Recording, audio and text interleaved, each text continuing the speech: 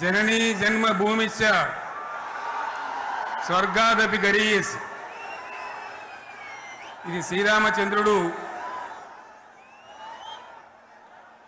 లంక మీద యుద్ధం చేసి రావణ సంహారం చేసి అయోధ్యకు తిరిగి రావాలి అనేటువంటి ఆలోచనలో ఉన్నప్పుడు రాముల వారి సోదరుడు లక్ష్మణ్ సహా ఆయన వెంట ఉన్న చాలా మంది పెద్దలు లంక చాలా సువర్ణమయంగా ఉంది, అద్భుతంగా ఉంది, మనం ఇంకా అయోధ్యకు ఎందుకు ఇక్కడి నుంచే పరిపాలన చేద్దామని అంటారు.